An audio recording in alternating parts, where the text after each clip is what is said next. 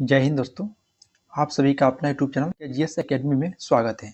दोस्तों हम लोग यहाँ पर एक बिहार दरोगा का न्यू प्रैक्टिस बुक निकाला गया है यूथ कंपटीशन टाइम्स पब्लिकेशन के द्वारा, याद रखिएगा। और यह दोस्तों पूर्णतः बिहार पुलिस अवर सेवा आयोग पटना के द्वारा आयोजित बुक है, यानी कि आपकी एग्जाम के दृष्टि से दोस्तों सभी क्वेश्चन, इसमें जितना भी क्वेश्चन शामिल किया गया है सभी क्वेश्चन अति महत्वपूर्ण है। और यह दोस्तों ध्यान रखना है, बिहार दरोगा जो बुक निकाला गया है इस बुक में टोटल 15 प्रैक्टिस सेट है, यानी कि दोस्तों 15 प्रैक्टिस सेट हम लोग 15 दिन में यहाँ पर कवर कर लेंगे। 15 प्रैक्टिस से दोस्तों 15 दिन में कवर करेंगे। प्रतिदिन हम लोग एक प्रैक्टिस सेट यहाँ पर देखने वाले हैं। तो चलिए दोस्तों हम लोग स्टार्ट करते हैं। अगर आप हमारा यूट्यूब चैनल पर पहली बार आए हैं तो चैनल को सब्सक्राइब कर लीजिए और बेल आइकन को प्रेस कर लीजिए कि कोई भी नोटिफिकेशन होगा वह सबसे पहले आपके पास पहुंच जाएगा। इस वीडियो में हम लोग पेपर 14 देखने वाले हैं। इससे पहले का टोटल 13 प्रैक्टिस सेट अपलोड कर दिया गया है। यदि आप लोग नहीं देखे हैं तो हमारा यूट्यूब चैनल पर प्लेलिस्ट बनाकर डाल दिया गया है, वहां से आप लोग देख सकते हैं। देखिए दोस्तों, सभी टेस्ट आपको एग्जाम के दृष्टि से अति महत्वपूर्ण है, इसलिए प्रत्येक सेट को लगाइए। और दोस्तों आप लोग आकलन कीजिए कि कितना आपका नंबर मार्क्स इसमें आ रहा है, और दोस्तों अगर कम आ रहा होगा तो दोस्तों और तैयारी बेहतर करने की जरूरत आपको है। तो चलिए हम लोग क्वेश्चन को स्टार्ट करते हैं। दोस्तों क्वेश्चन नंबर पहला, ध्यान देना है। क्वेश्चन पहला क्या कर रहा है कि 4वीं शताब्दी ईसा पूर्व में मगध की राजधानी को स्थानांतरित कर दिया गया था। तो बताइए दोस्तों कहाँ स्थानांतरित किया गया था। तो आप आंसर अगर पाटलिपुत्र दे रहे हैं यानी ऑप्शन बी, तो बिल्कुल राइट है, बिल्कुल राइट है दोस्तों। देखिए मगध की राजधानी दोस्तों जो 4वीं शताब्दी ईसा पूर्व में स्थानांतरित किया था वह पाटलिपुत्र किया गया था। और पाटलिपुत्र से पहले पूछा कहाँ दोस्तों, तो राजगीर था, जिसको गिरिह ब्रज के नाम से जाना जाता था। तो राजगीर याद रखिएगा। और राजगीर से फिर दोस्तों पाटलिपुत्र किसने किया था, तो शिशुनाग वंश के थे एक शासक जिसका नाम था कालाशोक के द्वारा। चलिए नेक्स्ट क्वेश्चन पाते हैं। क्वेश्चन नंबर दोस्तों 2 कि प्रारंभिक भारतीय इतिहास के संदर्भ में शब्द NBPW क्या है। NBPW दोस्तों क्या है, तो याद रखिएगा यह दोस्तों आपका एक मौर्य काल का, जो मौर्य काल में दोस्तों मृदभांड के आमतौर पर NPW को संदर्भित किया गया था।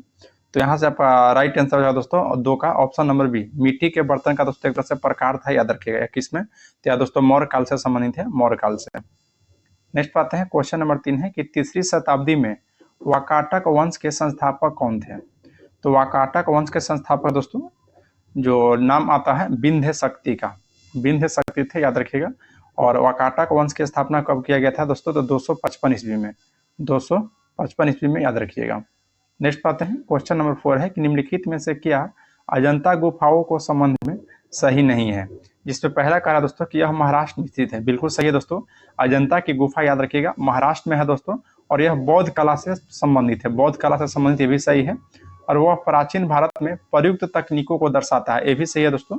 यानी कि ऑप्शन नंबर आपका डी हो जाएगा, जो कि दोस्तों यह सुमेलित नहीं है, यानी कि ऑप्शन डी हो जाएगा दोस्तों, जो कि बोल रहा है उनमें फूल पत्तियों के चित्र नहीं है, यह दोस्तों आपका गलत बोल रहा है। तो यहाँ ऑप्शन डी हो जाएगा, क्योंकि हमको दोस्तों गलत ही चूज करना था कि कौन सुमेलित नहीं है। नेक्स्ट है कि प्रारंभिक 8वीं सदी के दौरान भारत के एक दार्शनिक और धर्मशास्त्री थे जिन्होंने अद्वैत वेदांत सिद्धांत को समेकित किया था।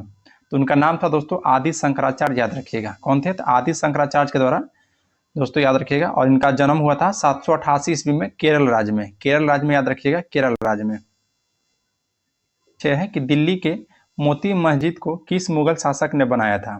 तो दिल्ली के मोती मस्जिद का निर्माण दोस्तों मुगल शासक जिनका नाम था औरंगजेब के द्वारा, याद रखिएगा। और दिल्ली के लाल के अंदर संगमरमर से करवाया था, याद रखिएगा। तो कौन दोस्तों, तो औरंगजेब हो जाएगा, यानी कि ऑप्शन नंबर सी हो जाएगा, याद रखिएगा। और इसी नाम से दोस्तों एक मस्जिद आगरा में मुगल बादशाह शाहजहां के द्वारा बनाया गया है, जिसको आगरा का किले से प्रसिद्ध है, आगरा का किला बोला जाता है। नेक्स्ट है कि ब्रिटिशों के साथ अलीनगर की संधि पर किसने हस्ताक्षर किया था। तो देखिए दोस्तों अलीनगर की संधि जो कि 9 फरवरी 1757 ईस्वी को हुआ था, और अलीनगर की संधि पर रॉबर्ट क्लाइव और बंगाल के नवाब था सिराजुद्दौला, यह दोनों दोस्तों हस्ताक्षर किए थे।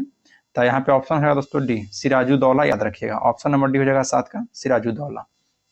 नेक्स्ट बात है कि क्वेश्चन 8 है दोस्तों कि निम्नलिखित हस्तियों में से कौन प्रार्थना समाज से संबंधित नहीं थे।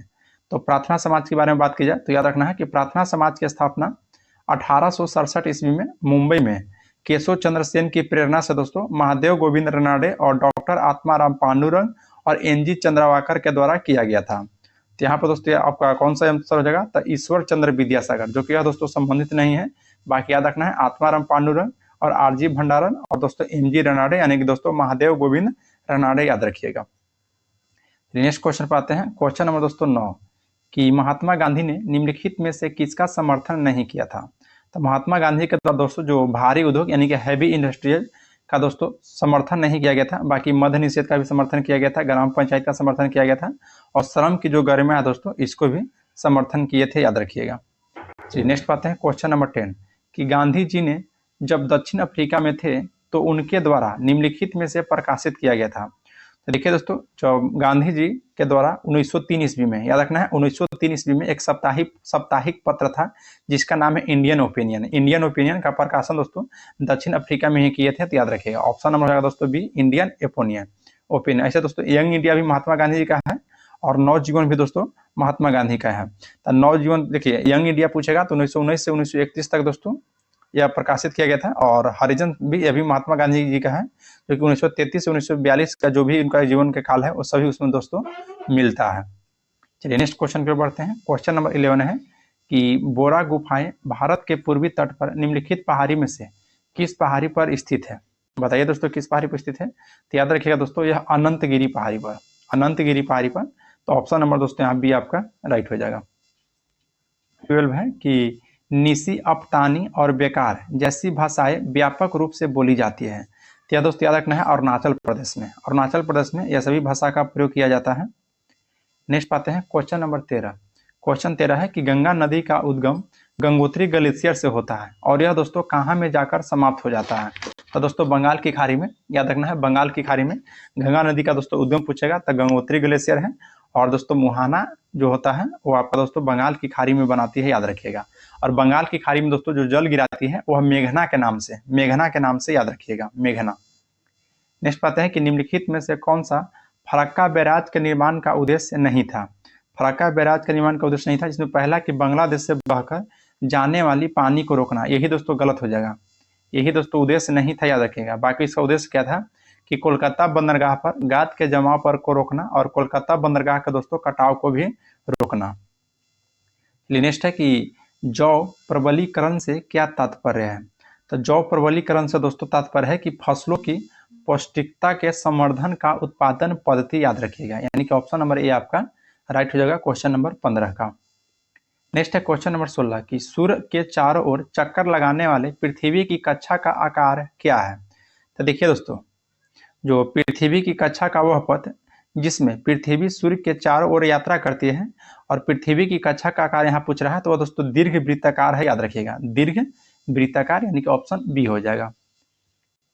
है कि धरातल से भूगर्भ की ओर जाने पर गहराई के साथ तापमान वृद्धि के समान दूरी लगभग दोस्तों क्या है।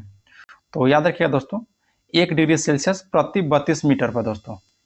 अगर धरातल से भूगर्भ मतलब दोस्तों गहराई की ओर जाएंगे तो प्रति 32 मीटर पर 1 डिग्री सेल्सियस के दोस्तों तापमान में वृद्धि होगा, याद रखिएगा। 1 डिग्री सेल्सियस का कितना मीटर पर, तो 32 मीटर पर, याद रखना है। चलिए नेक्स्ट क्वेश्चन पाते हैं। Question number 18। क्वेश्चन 18 है कि दक्षिण अफ्रीका के शीतोष्ण घास के मैदान को क्या कहा जाता है। तो दोस्तों याद रखना है यहाँ से कि दक्षिण अफ्रीका के जो शीतोष्ण घास के मैदान को हम लोग बेल्ट के नाम से जानते हैं, बेल्ट के नाम से। यहाँ दोस्तों डाउन्स है, याद रखना डाउन्स कहाँ की है, तो ऑस्ट्रेलिया की है।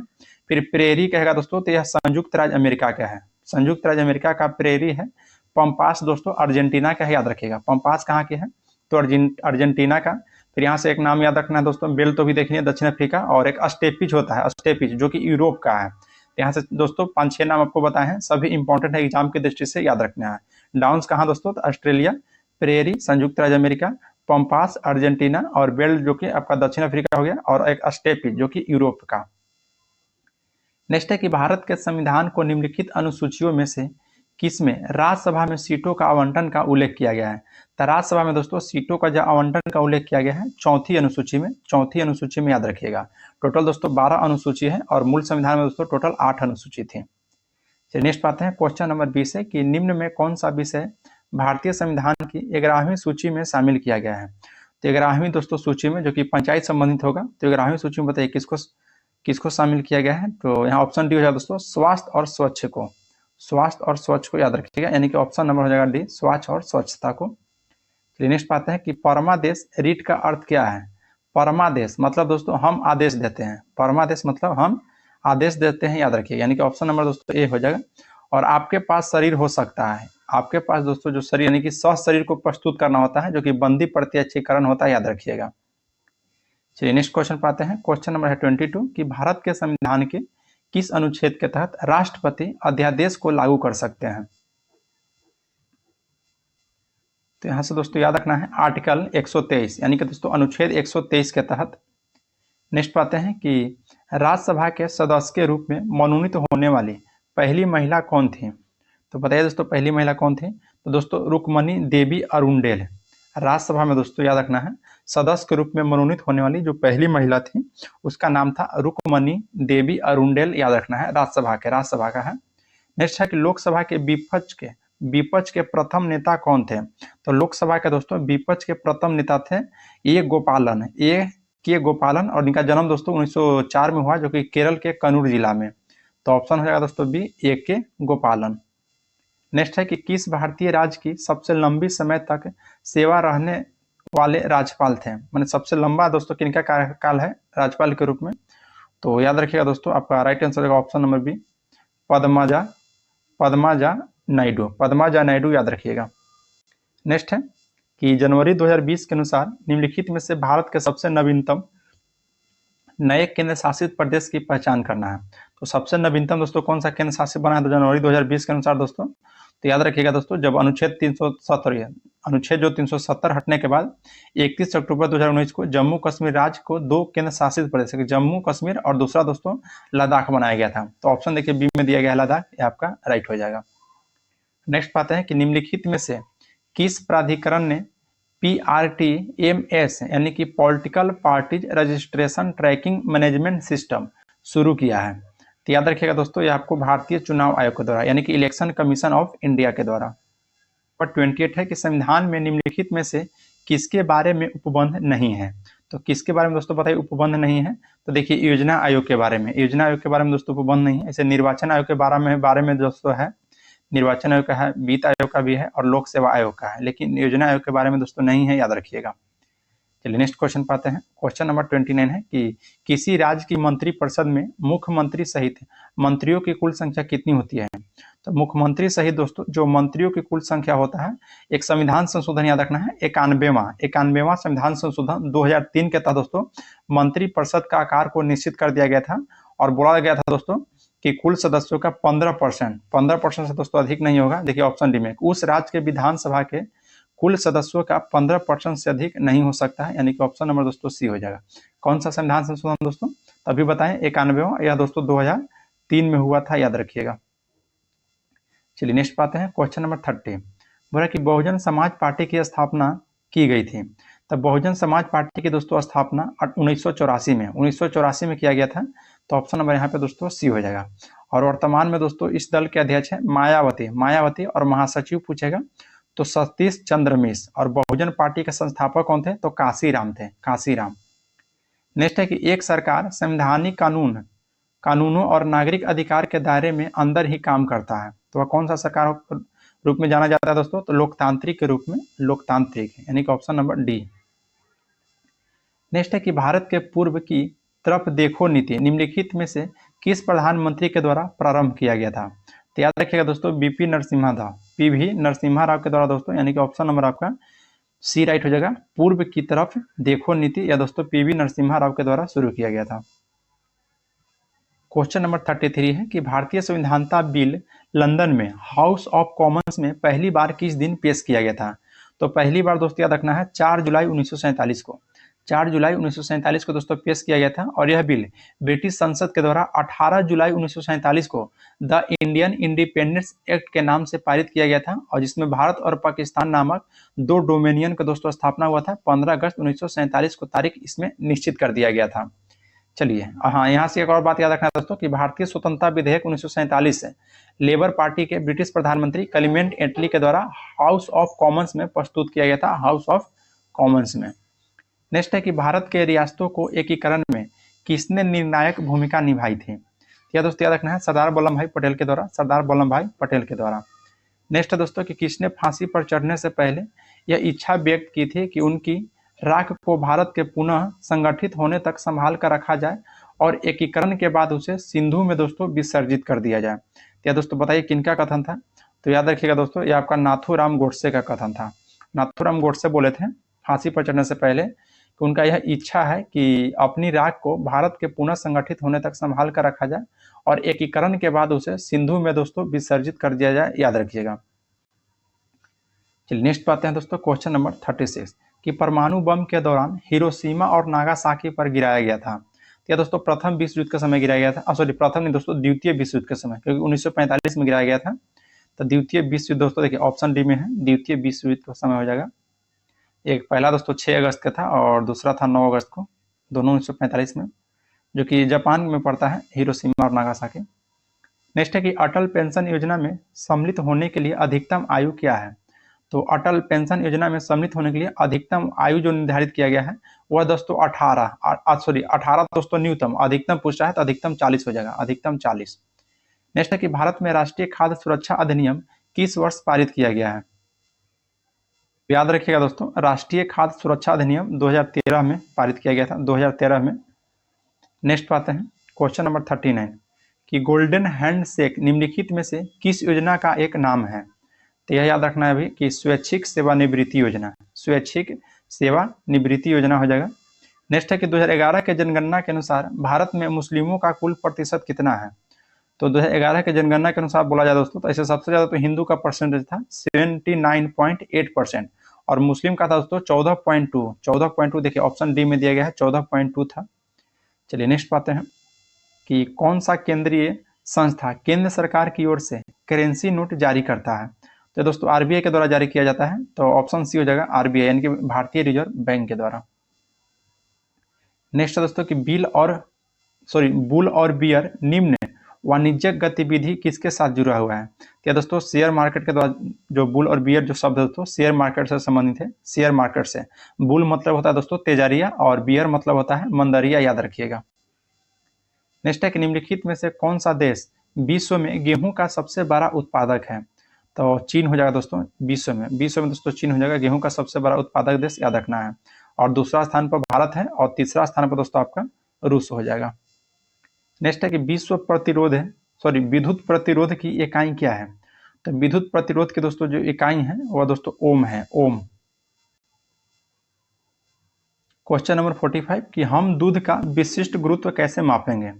तो यह दोस्तों याद रखना है हाइड्रोमीटर का उपयोग करके। नेक्स्ट है कि जब नेट टार्क शून्य है तब स्थिर हो जाएगा। तो दोस्तों याद रखना है कोणीय संवेग जो है वह स्थिर हो जाएगा, कोणीय संवेग। नेक्स्ट है कि किस कारण से वायु के बुलबुले तरल पदार्थ में उठता है? तो वायु के दोस्तों बुलबुले जो तरल पदार्थ में उठता है वह याद रखिएगा आपको संयंता और उत्प्लावन के कारण।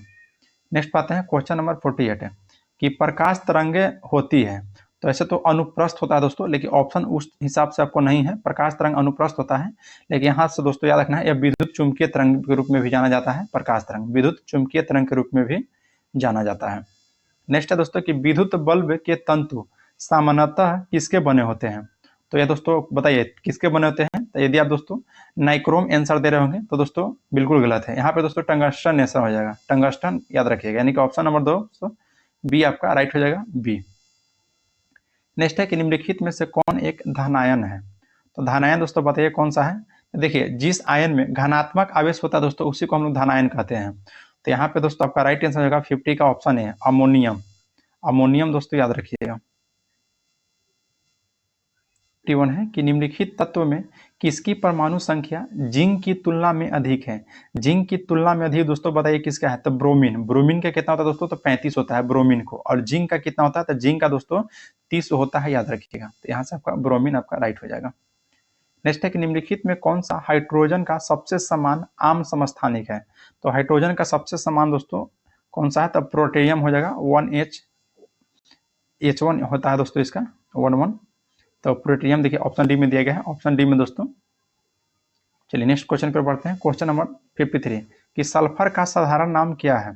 तो सल्फर का दोस्तों आपसे साधारण नाम पूछेगा, जो कि गंधक के रूप में इसको जाना जाता है, तो साधारण नाम है दोस्तों ब्रीम स्टोन याद रखिएगा, ब्रीम स्टोन। नेक्स्ट है कि निम्नलिखित में से किस उद्योग के द्वारा चूने का प्रयोग कच्चे माल के रूप में किया जाता है? तो दोस्तों याद रखना है सीमेंट का प्रयोग किया जाता है कच्चे माल के रूप में। नेक्स्ट है कि व्यापक रूप से ईंधन के रूप में उपयोग किया जाता है और संपीड़ित प्राकृतिक गैस का एक प्रमुख घटक है। तो दोस्तों मीथेन हो जाएगा, आपका मीथेन हो जाएगा, मीथेन। नेक्स्ट है कि कठोर कोयले का सबसे अधिक गुणवत्ता वाला कौन सा कोयला है? तो सबसे अधिक कठोर का रहा है दोस्तों कठोर कोयले का। तो सबसे कठोर कोयला का दोस्तों अधिक गुणवत्ता की बात की जाए दोस्तों तो आपका एंथ्रासाइट कोयला माना गया है, एंथ्रासाइट कोयला याद रखिएगा। और यह दोस्तों गोंडवाना क्रम की चट्टान में कोयला आपको देखने के लिए मिल जाएगा। नेक्स्ट है कि अमीबा प्रजाति के अंतर्गत आता है। तो अमीबा जो आता है दोस्तों यह हिस्टोलिका, लेकिन ऑप्शन दोस्तों वैसे नहीं दिया है, पूरा इसका नाम है हिस्टोलिका प्रोटोजोआ। तो यहाँ से आप अमीबा लगा सकते हैं दोस्तों, या ऑप्शन ए प्रोटोजोआ केवल, इसे पूरा नाम हमको बता दें दोस्तों, एंट अमीबा हिस्टोलिका प्रोटोजोआ संघ का यह सदस्य है, याद रखिएगा। क्वेश्चन नंबर आपका 58 है कि मानव शरीर में प्रवेश करने वाले कीटाणुओं को खिलाफ रक्त का कौन सा घटक लड़ता है? तो वह दोस्तों याद रखिएगा WBC यानी कि सफेद रक्त कोशिकाएं, सफेद रक्त कोशिकाएं लड़ता है। नेक्स्ट है कि विटामिन ए को किस नाम से जाना जाता है? तो विटामिन ए के दोस्तों रेटिनॉल, विटामिन ए को रेटिनॉल, और कैल्सीफ्लोर दोस्तों बताइए किस विटामिन को, फिर थायमिन है, राइबोफ्लेविन है। ऐसे दोस्तों ये सभी आसान है, सभी आप लोग को आता ही होगा। चलिए नेक्स्ट क्वेश्चन की ओर बढ़ते हैं। क्वेश्चन नंबर 60 है कि प्रतिजैविक का जनक यानी कि फादर ऑफ एंटीबायोटिक किसे कहा जाता है? तो फादर ऑफ एंटीबायोटिक जो कहा जाता है दोस्तों वह सैलमन वाक्समैन को, सैलमन वाक्समैन याद रखिएगा। सरहुल त्योहार किस राज्य में दोस्तों? तो झारखंड में। सरहुल आपका झारखंड का प्रसिद्ध त्योहार है। नेक्स्ट है कि निम्नलिखित में से कौन सा नृत्य गोवा का लोक नृत्य है?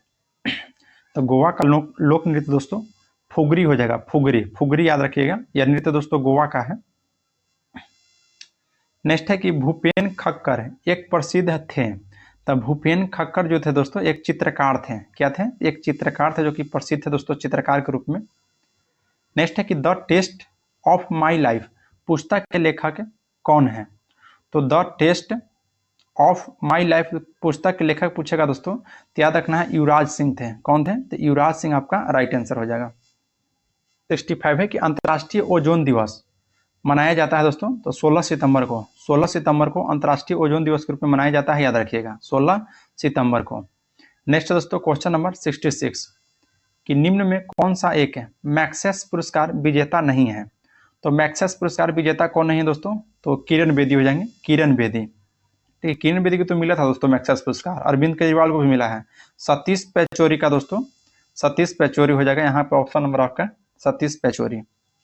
चलिए नेक्स्ट क्वेश्चन पाते हैं। क्वेश्चन नंबर 67 कि निम्नलिखित में कौन भारत तथा पाकिस्तान के बीच नियंत्रण रेखा पर युद्ध विराम के उल्लंघन की निगरानी करता है तथा दोस्तों आपका विवरण देता है? तो बताइए दोस्तों कौन हो जाएगा आपका यहाँ पे राइट आंसर? तो ऑप्शन बी हो जाएगा दोस्तों UNMOGIP।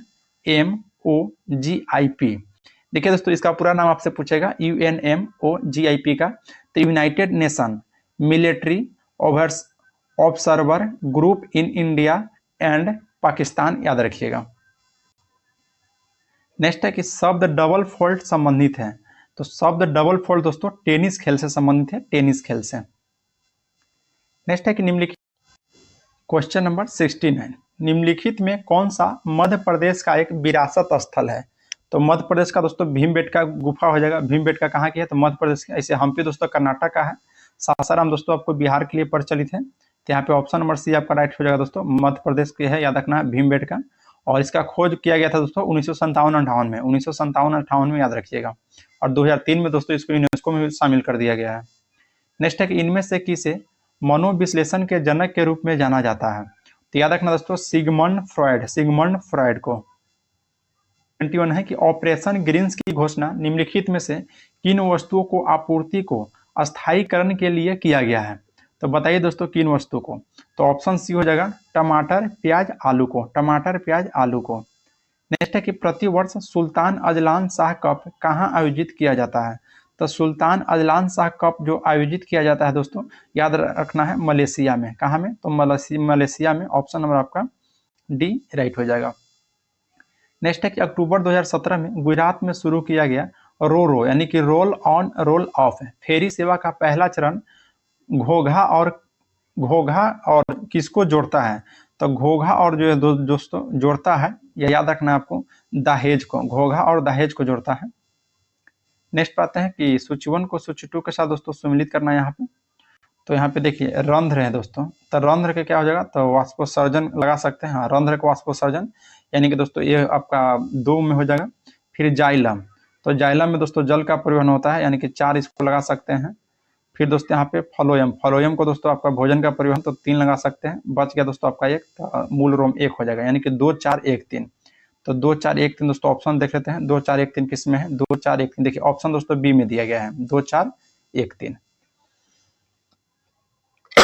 है कि ट्रैक बॉल निम्नलिखित में से कौन सा उपकरण है?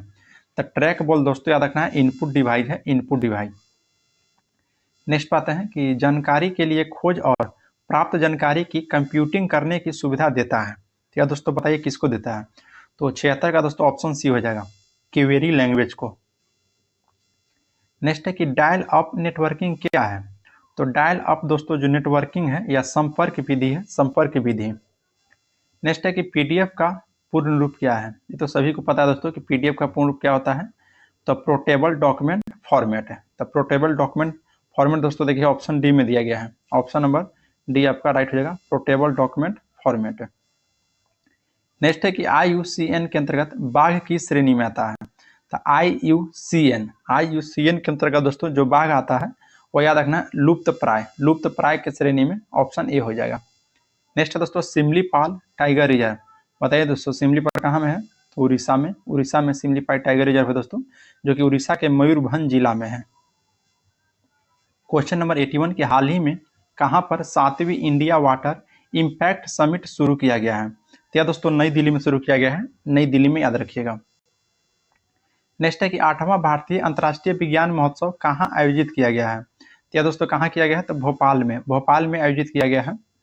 नेक्स्ट पाते हैं क्वेश्चन में दोस्तों कितना था? 83 दोस्तों निम्नलिखित कथन पर विचार करना है, जिसमें पहला कथन दे रहा है कि पुरुष हॉकी विश्व कप 2023 का आयोजन 13 से 29 जनवरी तक भुवनेश्वर और राउरकेला में किया गया है। बिल्कुल सही बात है, और इसका आयोजन दोस्तों प्रत्येक 4 वर्ष में किया जाता है। ये भी कथन सही है दोस्तों, तो ऑप्शन सी हो जाएगा बोथ, यानी कि दोस्तों फर्स्ट और सेकेंड दोनों। क्वेश्चन नंबर 84 बोल रहा है 84 क्वेश्चन दोस्तों कि केंद्रीय कृषि एवं किसान कल्याण मंत्रालय ने कृषि क्षेत्र में निवेश को बढ़ावा देने के उद्देश्य से किस पोर्टल को दोस्तों शुभारंभ किया है? बताइए दोस्तों। तो याद रखना है कृषि निवेश पोर्टल आपका राइट हो जाएगा। 86 है कि प्रथम रोहिणी नैयर पुरस्कार किसे प्रदान किया गया है? तो प्रथम रोहिणी नैयर पुरस्कार दोस्तों आपको हो जाएगा ऑप्शन ए, यानी कि सेथरिकेम संगतम को याद रखिएगा। नेक्स्ट है कि हाल ही में पेटा इंडिया के द्वारा पर्सन ऑफ द ईयर 2022 का खिताब किसे मिला है? तो बताइए दोस्तों। तो सोनाक्षी सिन्हा को मिला है, सोनाक्षी सिन्हा को। क्वेश्चन नंबर दोस्तों 88 है कि सूची 1 को सूची 2 के साथ सम्मिलित करना है, युद्ध अभ्यास और दोस्तों संबंधित देश।